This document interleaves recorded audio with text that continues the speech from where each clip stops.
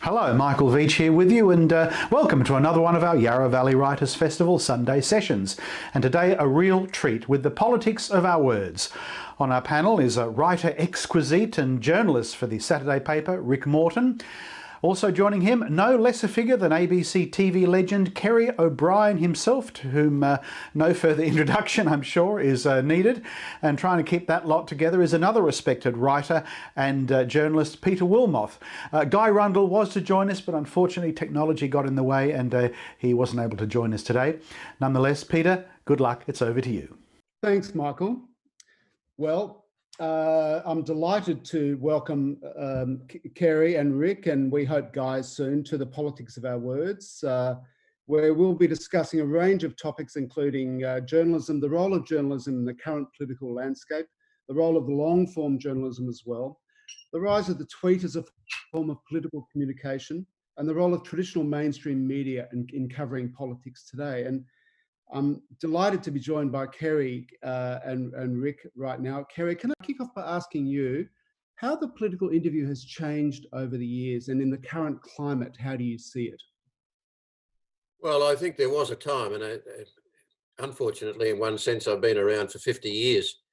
And in those early years, I mean, there were still some probing and tough interviews. But the politicians were more likely, not always, but were more likely to engage genuinely in the interview. And of course, they still wanted to use it as a platform, and that's fair enough in a way. I mean, that is a part of their role to communicate to the public. It's part of our role to try and keep them honest. What has happened gradually over the years, and I think it actually started with the Whitlam era, is the build-up of the media minders beyond just the straightforward press secretary, to a point where it's become this kind of dark science of spin. And so that the politician is so defensive by the time he or she walks into a studio to do a television interview or out to do a press conference, and they have been so trained by their staff to anticipate all the tough questions and work out all their stat answers, and at the same time build their message of the day in, that you just don't get a real conversation, and you most certainly don't get an honest response from the politician. Kerry, your long career would have spanned the old Parliament House and the new Parliament House. In the old days, would it be fair to say you could ring a politician even after hours and get a quote and pursue a story that way? Then the walls came up, the minders, the comms teams gathered round and circled the wagons, as you say. Did that make covering politics much harder? Oh, yeah. I mean, look, most of my time actually in the gallery, we had quite easy access to most politicians, particularly in the old Parliament. We had Hawke's office directly below our bureau, and directly below Hawke was Keating, and we had to go down 2 sets of stairs to get to our tiny little ABC studio, and I would often bump into Keating. And there was a gaggle of ministers in that little block, and so you might bump into Kim Beazley or Gareth Evans or Bill Hayden, and you could stop and have a quick chat with them. But there were many ways in which you could do those things. Then the new Parliament House spread the whole process out. It created enclaves for the ministers, not just from the journos, but even sometimes from their own members. And but that is minimal really as a problem compared to this dark art of spin, which is primarily concerned about manipulating messages, about manipulating media, about minimizing damage, and the very last issue for the politician to be concerned about is having an honest engagement with journalists and with the public. Just finishing off on that idea of the manipulated, carefully managed, stage-managed interview, the rise of media-trained politicians has meant politicians are increasingly skilled at choosing which questions to answer and which to avoid, all the while trying to sound like they're answering the question. This increased skill, what has that done to the value of the political interview? Has it demeaned it? Well, I mean, obviously, as this process of professional manipulation has built up, the pressure has gone back. I'm talking particularly about television now, but it is also true in press conferences. and in radio interviews and print interviews. But the pressure has then gone on the journalist in the effort to try and keep the interview and the interviewee honest, is to have to interrupt. And so that becomes another art of the media process, how the journalist interrupts when he or she feels she has to, they have to, without it sounding like you're bullying or you're being rude. And at the same time, you've got to have some confidence that the public at large are seeing the process as you are. And I know from the feedback when I used to do 7:30 and Lateline, most ABC viewers, seem to ping the politicians when they are being evasive and when they are playing their tricks. And ultimately, broadly speaking, that has been a part of what has led to such base cynicism in the public abroad, and words like authentic and authenticity now come into play. But it becomes a part then of the kit bag of the spin doctor. They don't just say you've got to be authentic. That would be all right. They say you've got to look authentic, or you've got to look sincere, not be sincere, look it. So the whole thing becomes a form of dishonest theatre.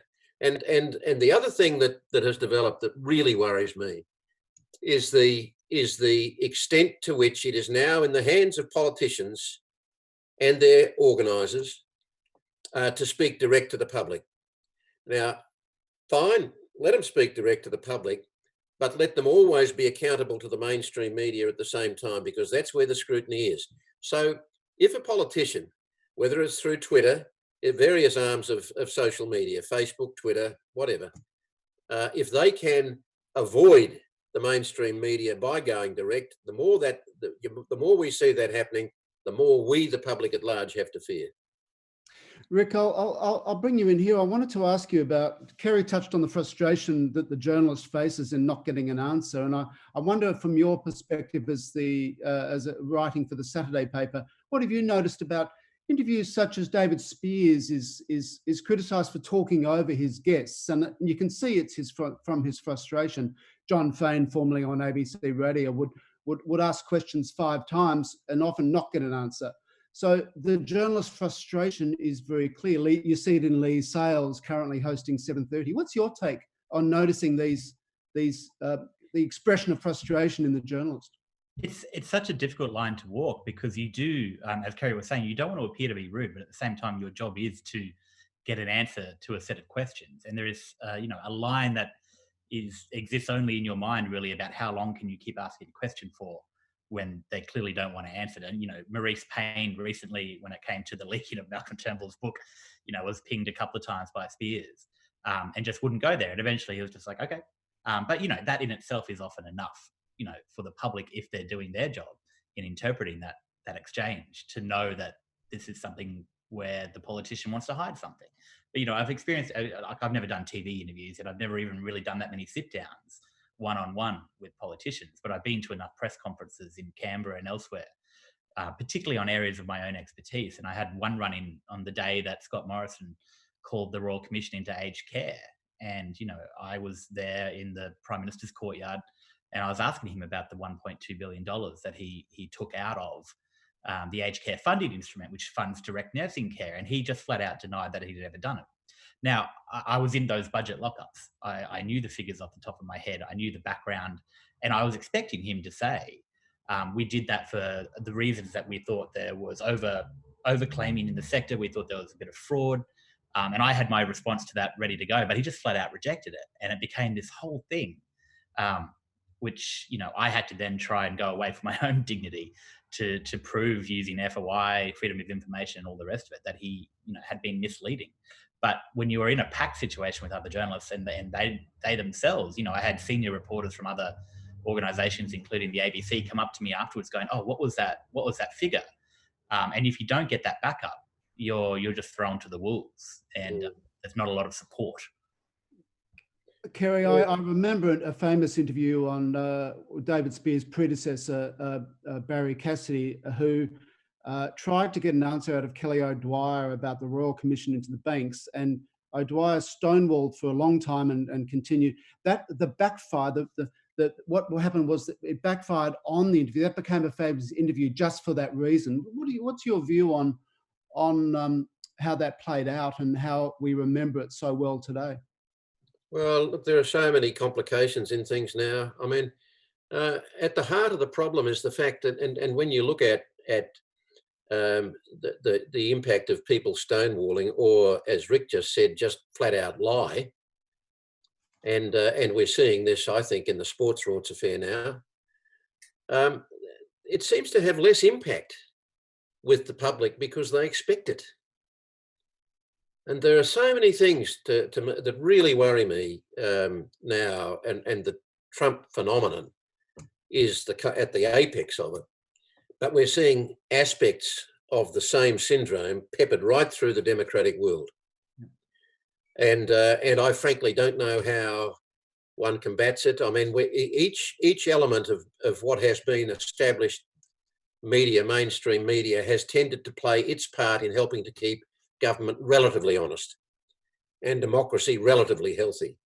And satire and ridicule have been a part of that process. And at times they've been quite powerful. Some prime ministers have been laughed out of office, quite deservedly. But even that, it's like the people who are most likely to enjoy the satire or the ridicule or get the message are going to be those people who are skewed against the government of the day. And I think that, you see, there are so many tangents to this. The media is so politicized now, so politicized and polarized. The media is polarized. That was not the case for most of my career, where you had media that was clearly identifiably, say, right-wing, and media that, for want of a better term, was clearly identified as more left-wing or liberal. And there was a time when there was a blurring of lines across the spectrum, and most journalists basically were more intent on doing their job as trained journalists than on developing an ideology or pushing their own political beliefs. And so we're now kind of caught in this trap. And I have to confess, and someone else will just say, oh, well, you're just talking from the left, and I'm not. But that it has come largely from the right, this push for polarization. And it's on the basis, if you're not with us, you're against us, and it's friends and enemies. And it's so you're our friends and you've got to worry about them because they're our enemies and they're on the left. And then there's been this other response. So it's all over the place. I mean, I know I'm kind of probably ranging too wide for your question, Peter, but I'm just saying that every one of the things that you will bring up today are a part of a growing spectrum of complexity, which is heading us largely in one direction, and that's down. Can I bring up the role of journalism in the time of COVID-19? We've seen some rare bipartisanship and a political discussion largely focused on the issue at hand here. There have been exceptions, including Dan Tehan's outburst about Dan Andrews and Tim Smith's outburst calling Dan Andrews' actions loony, but largely we've had bipartisanship. What will that do to journalism going forward? Do you think we'll be ignoring the sort of conflicted leadership struggles and the smaller political reporting that can be quite tiresome? Do you think that COVID will change how we look at politics in journalism? I mean, that's actually a really good question because, I'm not a true political reporter. I spent some time in the gallery in Canberra for about a year and a half, but I was dragged there kicking and screaming by my editors. And part of the reason I never wanted to be a political reporter per se was that I always felt personally that they got caught up in the kind of the rigmarole and the to-in and fro-in of the day and about things that were not substantial. And I've always been a policy reporter. And, I think the thing that the COVID-19 pandemic has shown us is that, when there are issues of policy that really affect almost everyone in this country, we can focus on that. We can focus on that from a government point of view through the National Cabinet, but also as reporters. But, already we're starting to see now this kind of lashing of Daniel Andrews for apparently following health advice to be a little bit more cautious about reopening the state. And so whatever unanimity there was in terms of trying to fix this thing is now starting to leak away. And I do worry about that desertiness because that's part of the problem.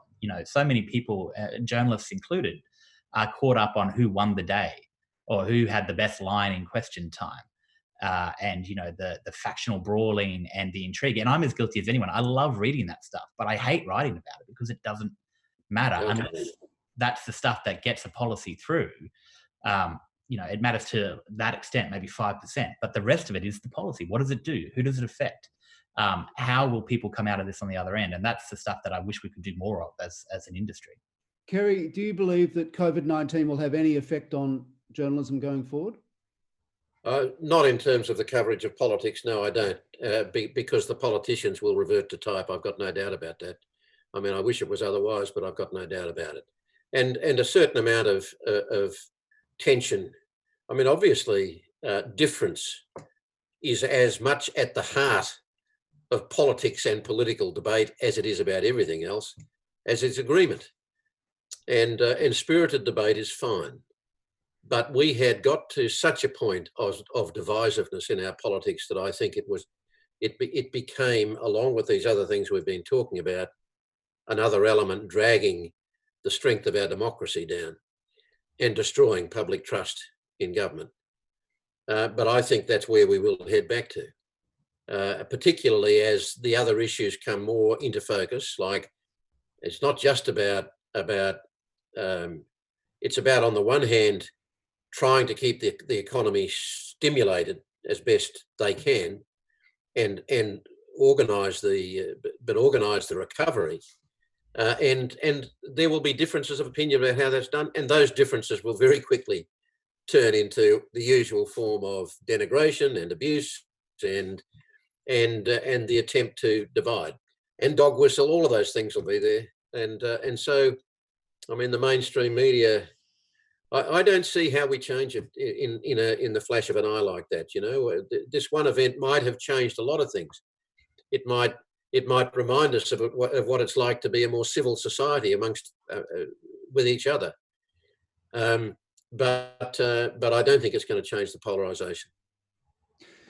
During the bushfires, we saw the ABC at its very best, helping regional Victoria with information they might not have got otherwise. During COVID, the ABC's excelled as well. Do you think that there's a lot of media that play a role as advocates, not as reporters? Do you think the ABC's role now is even more important? Oh, I think that's been, ironically, I can remember Malcolm Turnbull coming up to me at an event in Parliament House when he was the opposition communications shadow, and a few months later was about to go into government at that next election. And he came bounding up to me at this event and said, he didn't even wait to say hello. He just said, the ABC is becoming more important by the day than ever because of the way social media is going and the way the mainstream commercial models are floundering. And within about 6 months, he was cutting the ABC's budget. The answer is yes, of course it is. Of course it is, because partly because of the polarisation I'm talking about between, as an example, Fairfax and The Guardian on one hand and News Corp on the other. Partly because the quality of the journalism that's being practiced broadly across the mainstream media is in decline. There is still some great journalism, but at a whole number of levels, including the really basic stuff like subbing, in which journalism is of a lesser quality than it was. It is less probing than it was. Journalists are more thinly spread. And so to the extent, and there to a degree, that is also happening at the ABC because of the budget cuts, because of the failure to properly resource the ABC. And the ABC itself is more widely spread because it too is now in the social media space, the digital space. So short answer, yes, substantially more important than ever. The other side of that coin, at the same time, the budget stuff is weakening the ABC. What do you think, Rick, about that and the fact that we have silos almost of media talking to their own audience and their own people and their own tribe in a sense? You need to go to somewhere like the ABC to get the sense of nuance. How do you see how the media... Saturday paper. I wasn't going to say it. Look, I mean, I think it's quite funny because, even like Kerry mentioned before that you've got Fairfax and The Guardian on one hand and, News Corp on the other, or Sky News. But amongst the left, and I'm seeing this fracturing wherever I look, amongst the left, Fairfax is a right-wing capitalist utopia, scarcely better than News Corp. That's not my view, but that's the view of a lot of people out there. And there are people on the left who think The Guardian in the UK have really screwed up reporting on identity stuff along transgender lines.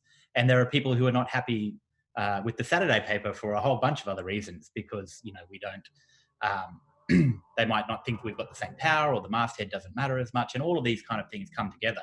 And so there is a fracturing across those lines. And I don't know what the answer is. I really don't, because I worked for the right wingers at the Australian. I now work for the left wingers, quote unquote, at the Saturday paper. I'm the same journalist I was now as I was then, but at various times in my career, I've been called a right wing hack, or a communist or a lefty, which is quite funny to me, having grown up with no politics whatsoever except my own experience in back Australia, and then a small country town in Queensland with a mum who watched Channel 9 and nothing else. We didn't grow up on the ABC. I love the ABC now, but when I was a kid, I remember once seeing a cameraman at our local school. They all came out with John Howard for some announcement. It was the first time the Prime Minister had been in our electorate. And all the TV cameras were there, and I saw the ABC cameraman, and I actually remember thinking, I was embarrassed. I'm like, imagine working for that poor network.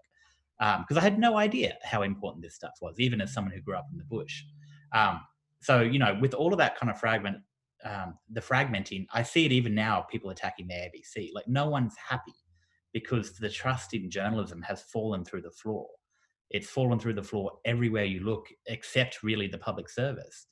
And I don't know how you come back from that, because, journalists get attacked from the left and from the right, and sometimes deservedly so, but oftentimes caught up in something that has, they were doing their jobs and trying to disseminate information. And I come across that all the time now, like trying to, the hardest work for me to do is to report accurately on something when it goes against the ideology of my audience, who might believe something just because they want to believe it. How important do you think long-form journalism is? The features in newspapers. I mean, newspapers, like all media, have struggled with circulation. Has their impact been reduced because of the fragmentation, Kerry, do you believe? Or is the long-form political analysis still as relevant and important as ever? Well, first of all, I'd say thank Christ for Four Corners. But at the same time, Four Corners audience has dropped, as has all mainstream media audience. I mean, it's also disseminated out into social media and through iView and so on. So the audience that Four Corners attracts is, but I think that the problem.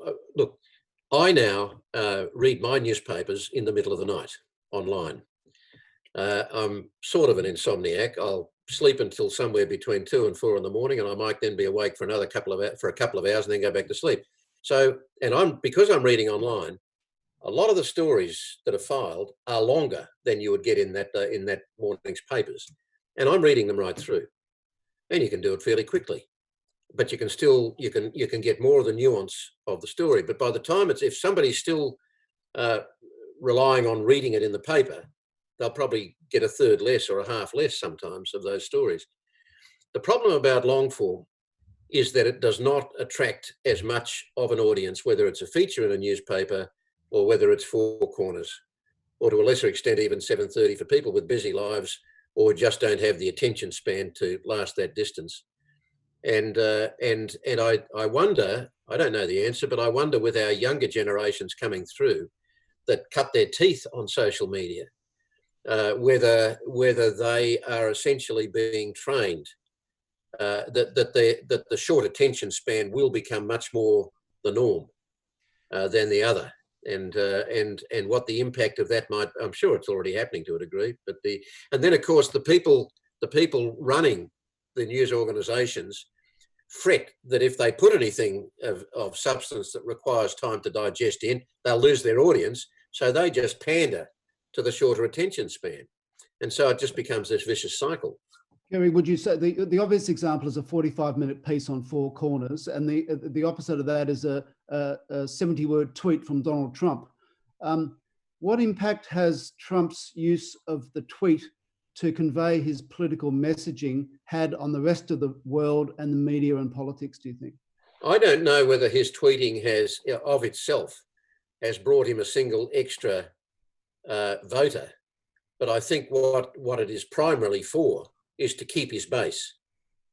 So that he is just out there. Whatever annoys him in the middle of his insomniac night, and so he fires off a tweet against ranting against one of his media enemies, like CNN. God help us, CNN is about as pretty conservative media. CNN, anyway. He's just making sure that anybody in the media who is disagreeing with him or who might have pointed out his latest ridiculous screw up, he's just countering them with his base. That's what I think he is primarily and predominantly doing with his tweeting. I think that, but it's, it's manipulation and it can't really be measured. You don't know which part of that is reflected in the polls up or down. It's the whole, it is the broad impact. It's the sum of the parts of social media. It's the astroturfing. It's the creating of false illusions by manipulating social media. And there are those who argue that the whole foundations and the beginnings of the Tea Party movement in the United States was based on astroturfing with a small handful of people using false identities, hundreds and thousands of false identities, to spread a message around social media, which was the beginning of the grassroots of the Tea Party. So it's the kinds of manipulations that are increasingly possible. They scare me. You think of those in the hands of a serious authoritarian. Imagine Goebbels with social media to play with. Kerry, they used to describe Ronald Reagan as the Teflon president. We have a president in the US now who says he can fire a gun down Fifth Avenue and no one would care. How would you go if you were reporting Trump with your vast political experience? Would you turn up to the White House briefing, and how would you cover the fact that honesty and truth doesn't seem to be the prerequisite? It's more the message and the sell. The question would, me now, at this stage of my journalistic career, I don't think I'd bother to. I mean, I'd be trying to unpick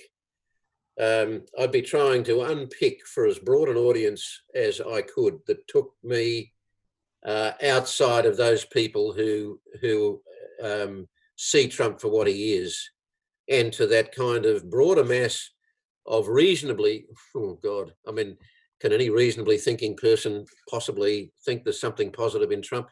But people who might be in whatever the new middle is in the United States in the Trump era, and just try to reach as many of those people as I could. And now by what I don't know, would I be writing it for the New York Times? That would almost be, it's not a waste. It's not a waste. Newspapers like the Times and the Washington Post and those kinds of newspapers are still vitally important. Of course they are. But it's part of the polarization process that more often than not, they too are preaching to their converted. So it's the trick would be to go wider, to somehow, I hate the word bridge now, even words like bridge are screwed, but to actually try and span across the middle between the idiots and those who can already see what Trump is doing and trying to do. At least you didn't use the word pivot or agile, Kerry. I sort of want to take out the word idiot too, because they're not, a lot of these people are just seriously disaffected people who've lost all hope in the political process, lost all hope in institutions, lead relatively simple lives, had previously trusted the institutions to do the right thing by them, have lived in an environment where they might have had to have 2 or even 3 jobs just to keep their head above water. People who are hurting, and it is wrong for me to call them idiots because they're not. But the people that Trump sets out to exploit in his totally cynical fashion, it is between that group who will not shift, or don't seem to shift at the moment, even when Trump institutes policies that hurt them, and the people who you might say be on the other side of that spectrum and try and reach that middle. But the other bloody problem with the United States system is that the voting system itself, the most fundamental aspect of an expression of democracy, is corrupted.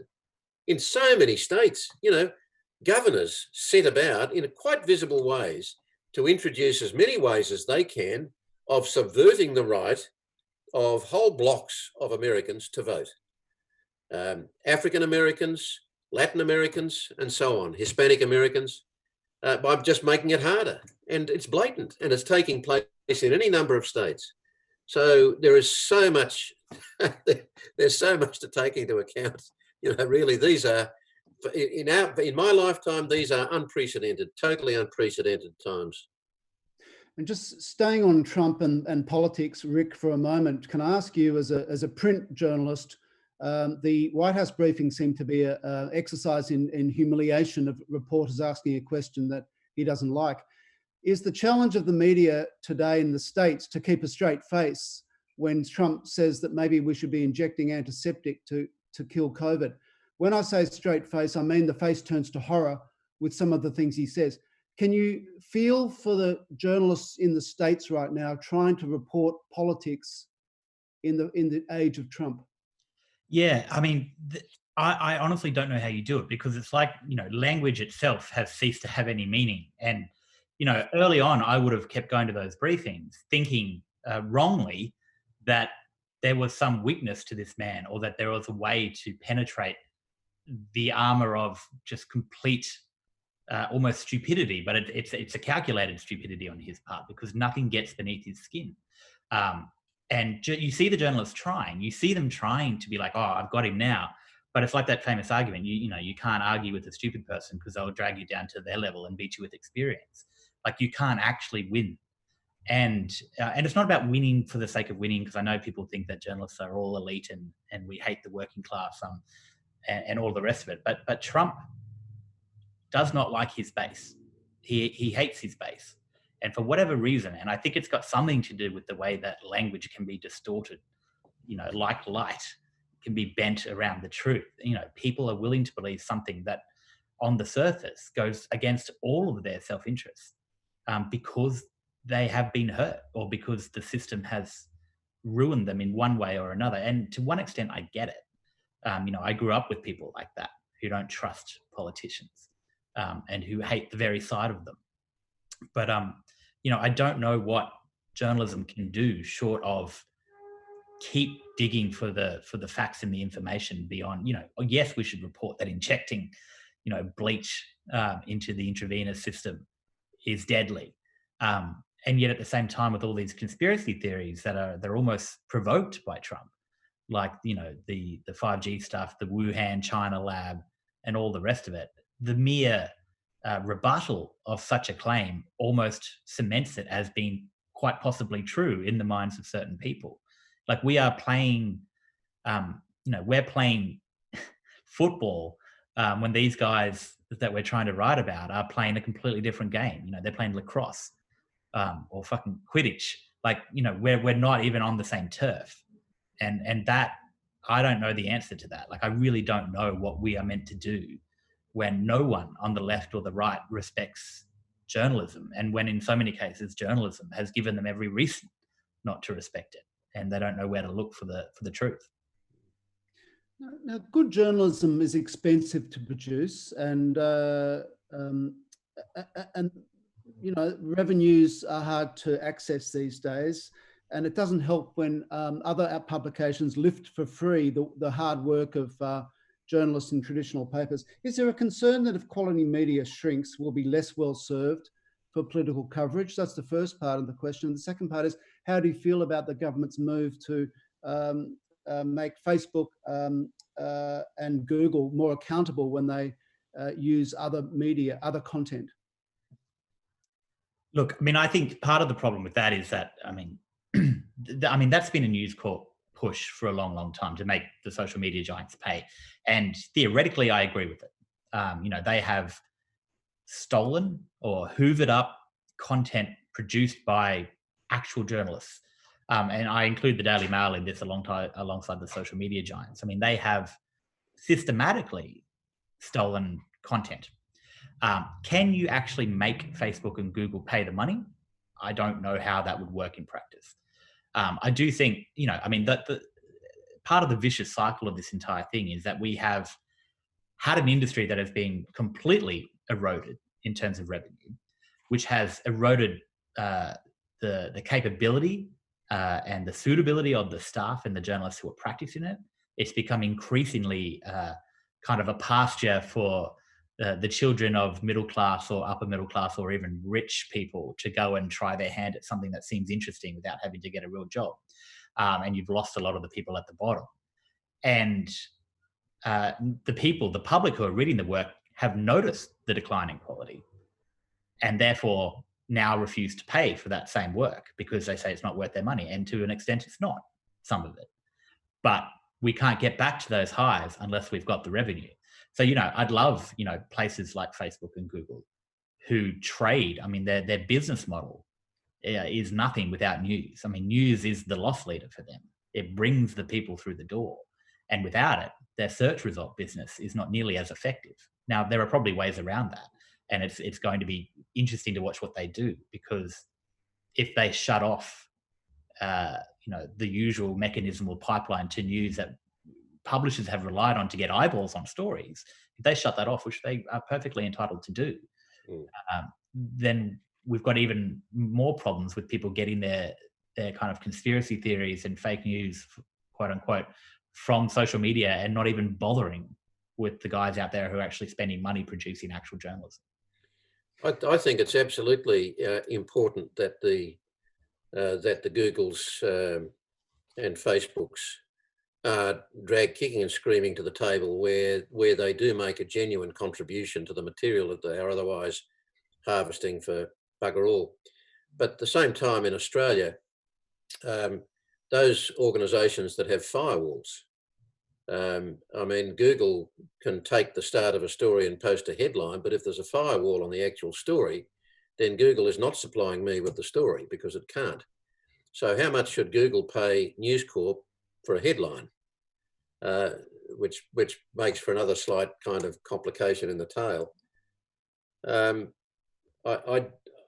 The other thing too is that I am now reading more broadly than I ever read before, where I might have read broadly across Australian newspapers and taken in the various ABC programs, and they might have included a story from the New York Times, and they might have included even, who knows, something from the New Yorker or the Guardian or whatever, but I was getting that filtered version. Now I can go to the New York Times, the Washington Post, the New Yorker, the LA Times, whatever. I can go anywhere. And I'm paying for it for some and not paying for others. And that too must be changing broadly the nature and the dynamic of how the whole industry functions compared to the traditional mode. I mean, people used to wait a week for the Guardian Weekly to be posted to them. It's a different world. Kerry, since you stepped away from 7:30 and hosting Four Corners as you did, have you been able to reflect on the politicians' performance on various broadcast media from the distance that you have? And if so, what has been your response?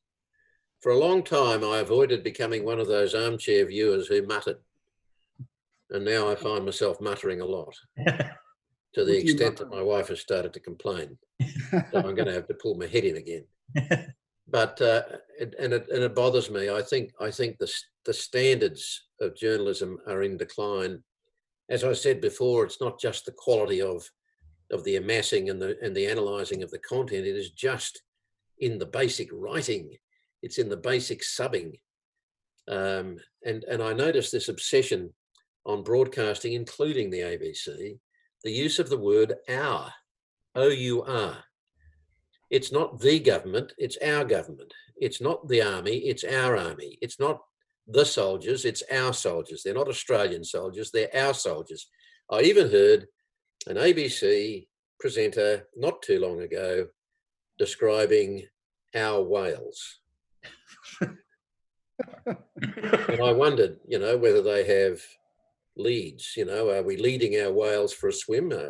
It's just nonsense. But It's somebody in the background has told them, I'm guessing, that you will connect more to your audience if you use terminology like that. That's been happening on radio for a long time. I hope it's not happening on television. But I do. I just, there's a lot of stuff I don't even bother to go to anymore at all. I'm talking broadly now. What sort of thing you're not bothered to go to now? Well, there was a time when I respected 60 Minutes. You know, I understood it for what it was. It was a long form tabloid program, and its style was tabloid. And I've never had a problem with tabloid per se. I have a problem with bad, sensationalist, irresponsible tabloid. And there was a point where 60 Minutes lost me because it no longer was the program it had been. I mean, I won't walk down that road of saying these are the goodies and these are the baddies, but I am way less patient with the quality of what I'm seeing on television now, generally, and radio. Where do you stand? Am I just getting old, Peter? No, well, we all are, Kerry, but where do you stand on the word unique, qualifying the word unique, the most unique person I've met ever? That's my indulgent question for the day. Oh, well, let's start with exclusive, shall we? One of the great, you know, there was a time when the word exclusive had value. It doesn't anymore. So that those stories, those terrific investigative stories that we do see, the word exclusive on them means nothing anymore because everything's exclusive. You mentioned 60 Minutes. Have you been heartened to see the work of Nick McKenzie and his long-form investigations on 60 Minutes? And do you see that as an effective use of Nick in terms of merging the nine Peter, with the Age? Peter, I hope you're right. I don't watch him on 60 Minutes. I read him. I read him in the Herald and the Age. I read him on Fairfax. And it worries me that just the sheer constraint of 60 Minutes, and I won't push this too far because I said I haven't watched it, so I'm not going to be critical of what they might or might not be, how they might be using him or curtailing him. If they are producing and committed to producing his stories for television as they are presented in the paper, then I'd say fine, good. It'll be putting some toughness and some edge and some substance back into the program. And I'm not saying every story that's ever done on it is not a good story. I'm just saying that broadly speaking, the program has drifted to a point where I no longer watch it. I would fear that the work of people like an Adele Ferguson or a Nick McKenzie and Chris Masters when he writes for them with Nick, and those other Kate McClymont, those kinds of top class, I mean, really,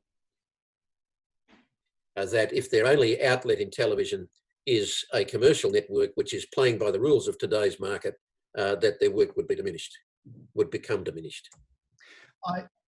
I saw Barry Cassidy's leadership series where Kate McClymont was the subject, and I found it inspiring, her bravery, her hard work, her persistence. I learned a lot as a journalist from that program. It just does reinforce there are still wonderful journalists out there doing great work. And some great young journalists. I mean, there's some terrific young journalists, but they don't have the mentors we had because the newsrooms have been decimated in many cases. And certainly most newsrooms I watched it happening at the ABC to a point where, as a guess, I would say that the average age of a newsroom, an ABC newsroom, is probably 10 years younger than it was 10 years ago. And that would be true around the whole world of newsrooms, wouldn't it? I remember how important mentors were to me in my early years as a journalist, and also the value of collaboration. Yeah. And the ABC is a naturally collaborative outfit in its current affairs programs because that's when they work. That's when the programs work the best. But there's less time for those collaborations now. Mentoring is so crucial. I haven't been in daily journalism full time for 12 years, but as a young journalist, I remember my editor, Russell Skelton, said to me, let's go for lunch. We'll go out for lunch and you give me 5 or 6 of your great ideas and we'll see how many of them you can turn into features. And I took that as a moment in time because I was so inspired by that and am to this day. I hope that's still happening in some form. Maybe not the long lunch with a glass of red wine, because maybe we're past that time, but certainly the idea of mentoring and developing and inspiring. I hope that's still out there. Do you think it is? I'll give it. Let's ask Rick. I'll give an example from my. I've only been a journalist for 15 years, but even at the start, as a 17, almost 18-year-old cadet at the Gold Coast Bulletin, which is now a shadow of its former self, I would have teams of sub-editors, 2 in particular, who would take me away after every shift and say, "Whilst is not a word, say while. It's not about, it's at or about." And they would run me through a laundry list of everything that I'd gotten wrong, not in a mean way. And it was that one-on-one discussion that actually made that stuff stick. But equally, when I started at the Australian, they still had a team of really highly regarded reporters and amazing, some of the best in the country. They would run me through stuff. And the biggest question that I got asked all the time, that I don't see younger journalists get asked anymore, is how do you know that? How do you know that is true? Who told you? How have you confirmed it? Because, people would yell out in the newsroom. Like, I was at the Australian for 7 years. And toward the end, I was deputy chief of staffing. And I saw in my own world, I just before I left, someone had emailed me and said, "You're one of the journos I look up to."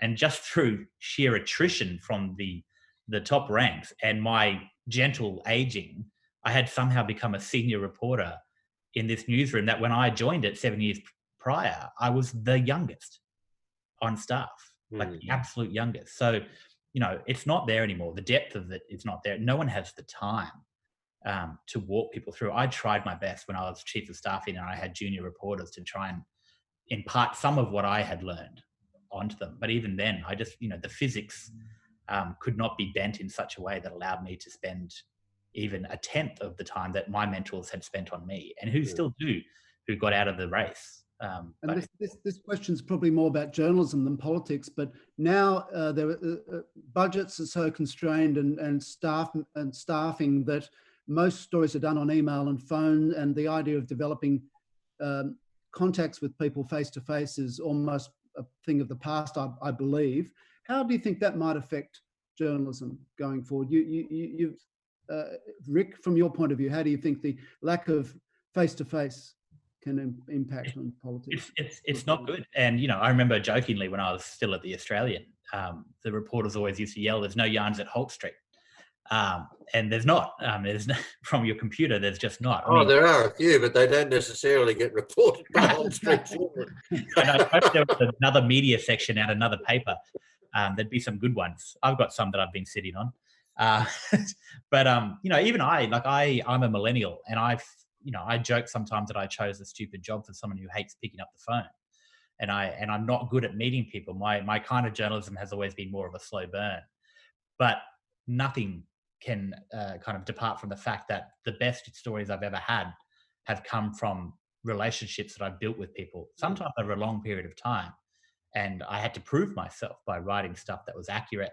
And occasionally, toward the end, particularly on the National Disability Insurance Scheme and aged care, people would sort me out because they read it. And, public servants who worked on the thing in finance would come up to me in the street in Canberra and go, "Let's talk. You were right. Like, everything is true." So, it's the only thing that gets you a yarn. People always ask, "What's the yarn? How do you get it?" And I never have an easy answer except talk to people. And email's just not the same. Look, it's a combination of both, isn't it? I mean, go back to All the President's Men, Woodward and Bernstein. That was a mixture of meeting in dark basements and working the phones. Yeah. But both of those things were only based on relationships that had been developed over time, face to face. And if you just consider, there's a murder, and the detectives arrive on the scene, and they chalk out the outline, and they do all the base work, and then the initial work, and then they turn to a couple of foot-slogging constables, and they say, "Walk up and down the street and talk to everybody, every house in the street." And I don't know what the statistics are and how many crimes are solved because somebody has done that footwork. It's the same in journalism, absolutely the same. That so much of the stories are only winkled out by people hitting the streets figuratively, talking widely, tapping pulses, hearing the gossip, and building it into stories. And so that stuff, the more people are confined not just to their office, but working off press releases that are emailed to them because they don't have the time to double and triple check the claims that are in those press releases. And I'll tell you another one that's going, if not gone. There was a time when if somebody said something to you, and you felt that it should be part of the story, you would attribute it to the person saying it. You wouldn't report it as a fact, as a standalone fact in its own right. But what often happens now is the Prime Minister, Scott Morrison, said, blah. Often the blah stands alone as if it's a fact and the source is removed.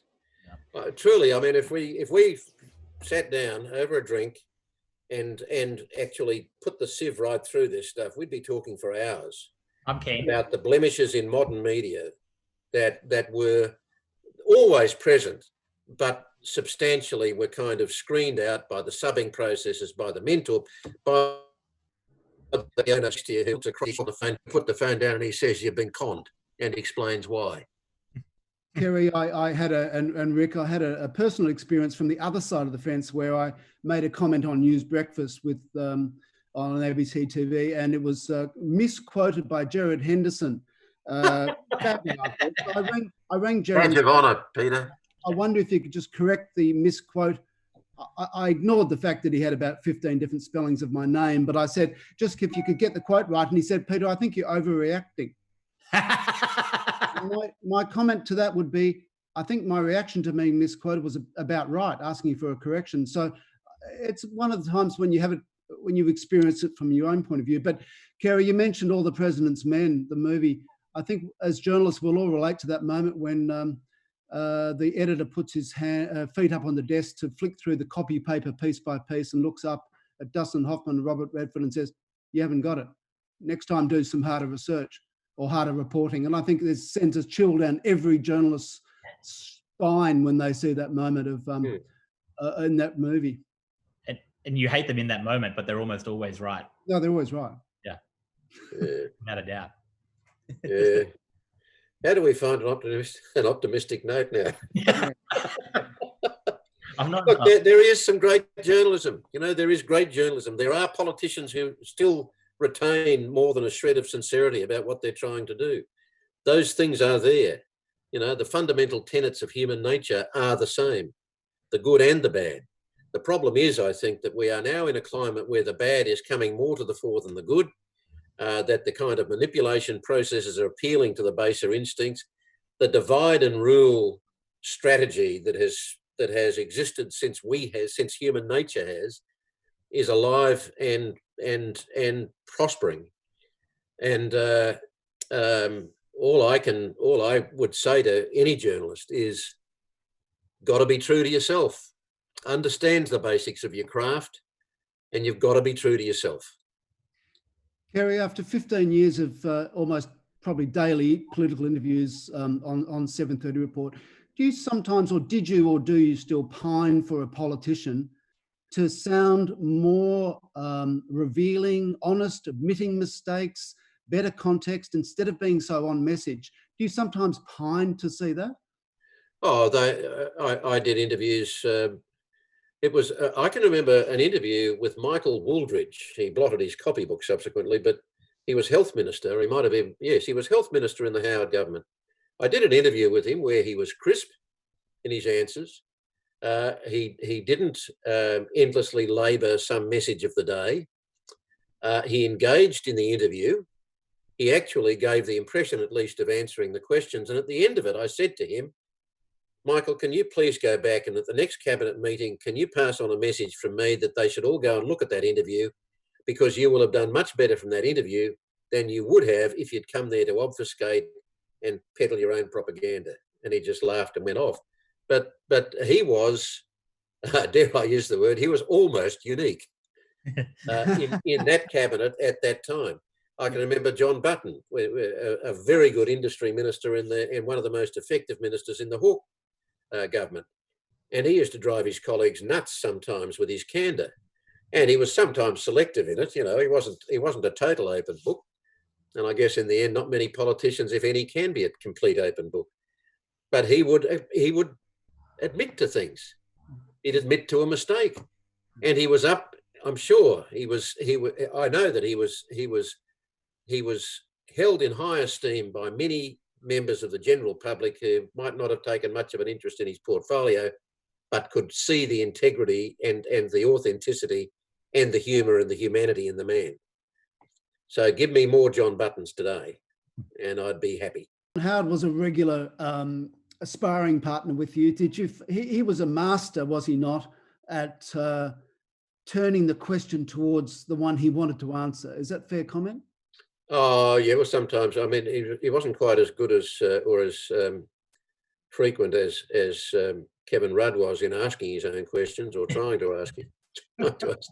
There was someone on Facebook or on YouTube who had taken a number of the interviews I'd done with Rudd on 7:30 and cut me out of it, and had Rudd being interviewed by himself. And he answered every question. Yeah. Now, Howard, look, I know for a fact that Howard went to a lot of trouble to master those interviews. And part of the reason he came on 7:30 as regularly as he did, sometimes, I mean, I wouldn't say necessarily to his detriment, but sometimes when he knew they were going to be very awkward interviews and he had his back to the political wall. And he did that, he said himself, because he could see that there was virtue in being seen to face the tough questions. But he was, I don't think anybody did it more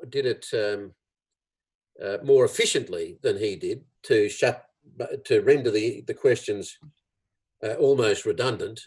Yeah. And to fill up time when it suited him to filibuster, and to actually, I think at times, work for the moment when I would have interrupted him one time too many and lost the audience. You know, they were all very conscious, but no one was more conscious than John Howard of all of those dynamics, the potential to turn an interview his way by frustrating the interviewer to a point where they do become too interruptive. The filibuster answer, not answering the question with something completely different. But then he always took the risk, and I went back, trawled through all of those interviews again when I was writing my memoir, and you could see the patterns. You could really see the patterns. But I also knew at the time when he would lose the audience. He would insist on answering when repeating the same answer 4 times, regardless of the question, simply to get his point across. And so that's what you can hope for in a way. I tell you, one interviewer who really does impress me in being able to cut through the bullshit in relatively short spaces of time is Walkley Award on The Project on Channel 10. He'll conduct a 6 or 7 minute interview with a politician who comes there to play the politician's usual game. And Walkley Award somehow manages to get the sharp questions in. And if he doesn't get the answers, he works another way of doing it. And the end result is that one way or another, it's either a real interview or the politician almost inevitably is marked down for it. It's possible, and but Kerry, it's not easy. It's a different environment too. Channel 10 is a different environment to perhaps a more serious environment at the ABC. So, well, he manages to do both. Can be quite significant. Going out to another audience is what I'm saying. Yeah. He manages to combine substance with humour and lightness, and that's a tough thing to do, and he does it. But all I'm saying is that in terms of effective interviewing, I think that he has achieved the very hard task of doing relatively honest interviews in short. I've seen him cut through complex issues and get. I don't want to overstate it, and get a reasonable outcome where I would think he has a right to walk away feeling that he's achieved something with the interview and that it wasn't, like so many of them are, a waste of space. Just a final one on the media spin, Kerry, if I could ask you, and that is, did a politician post-interview or any time ever admit to you that they had a lot of media training and therefore were good at dodging your questions, and they dodged it today and they were proud of themselves? Did anyone ever admit that to you? No, but they would have, I imagine most would have realised they didn't need to. I mean, anybody close to the political game understands the process that goes on inside. And I know people who have been involved on that side of it. When I was Gough Whitlam's press secretary and Lionel Bowen's press secretary, I didn't look. I can remember once Lionel Bowen, when I became his press secretary, I suddenly realised after a couple of months that Lionel actually didn't like the press and didn't have any particular interest in being a part of it. He was a rather smart and funny bloke, but he just was shy of performing in the media. And so my job as a press secretary was to try and avoid media for him, which I felt a bit odd. But I can remember going to an interview with him once in the car, to a television interview, and in the space of about 5 or 6 minutes, I said, "Look, just to get your mind in it, here's a few questions I think he might ask." And I rattled off a few questions, and he just nodded, and he did his interview. That would have been the extent of my spinning. If I put out a press release in 1977 or 78, it would have been a press release that would have ticked several boxes, but essentially it was honest. Rick, can I ask you, do you enjoy writing about politics, or do you find the fact that all politicians are so constrained in their answers that it's a fairly heartless, soulless experience? Where do you sit on that? Yeah, I mean, I don't enjoy writing about politics, and most of the time I don't enjoy going to departments or agencies with my questions anymore, because there's almost no point, and yet I have to from an ethical point of view, so I do it.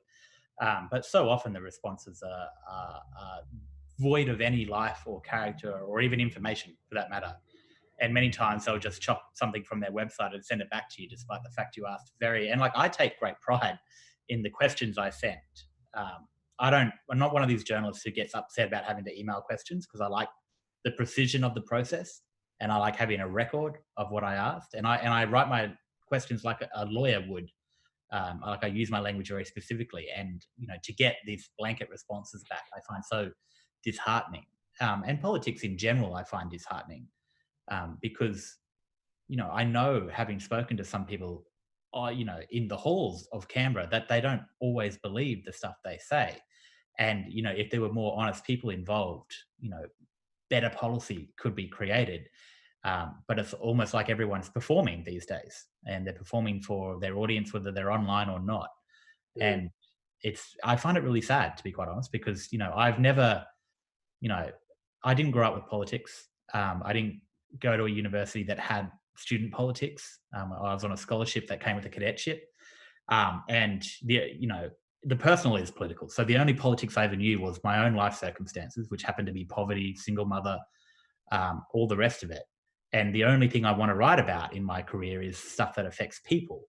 And I find all this other noise, and these politicians now, who were so often student politicians, who are just the worst of the debating culture from these kind of nice schools, who have just transplanted that to a national theatre and continue playing the same game. And I find it really demoralising, to be quite honest, because it's almost like they don't care that there are people at the end of that process who are affected by the stuff that they do.